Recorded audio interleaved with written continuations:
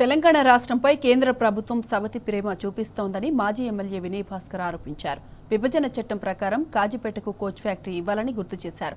Andhra Pradesh south Coast railway zone ఏర్పాటు చేశారని 11,000 కోట్ల నిధులు మంజూరు చేశారని తెలిపారు.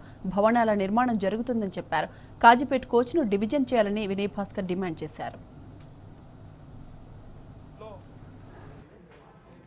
మాకేమో కోచ్ ఫ్యాక్టరీ అన్నారు, అక్కడనేమో కోచ్ ఫ్యాక్టరీతో పాటు మరి ఏపీలో అక్కడ సౌత్ సెంట్రల్ జిఎం గారితో ఆర్వీఎన్ఎల్తో మరి ఏపీకి అక్కడ కోస్టల్ కోచ్ అని మరి అక్కడ కూడా ఏర్పాటు చేయడం జరుగుతుందని చెప్పడం జరిగింది. మా ప్రధాన డిమాండ్ ఏంటంటే అక్కడ సుమారు 11,000 కోట్లు అక్కడ మంజూరు చేయడం జరిగింది. మాకు మాత్రం ఏం అందియకపోవడం చాలా బాధాకరం. కాబట్టి కేవలం మాకు ప్రకటనలకే పరిమితం అవుతున్నారు.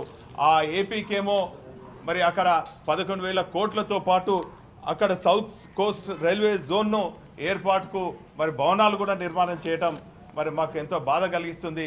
మరి ఒక పెద్దన్న పాత్రగా పోషిస్తున్నటువంటి ఒక తండ్రి లాంటి కేంద్ర ప్రభుత్వం ఇరు రాష్ట్రాల్లో ఉన్నటువంటి ఏపీ రీఆర్గనైజేషన్ చట్టంలో మాకు రావాల్సినటువంటి కోచ్ ఫ్యాక్టరీ మరి మాకు ఇవ్వాలి, దానికి ప్రతిపాదన రావాలి, మరి దానికి నిధులు కేటాయించాలి.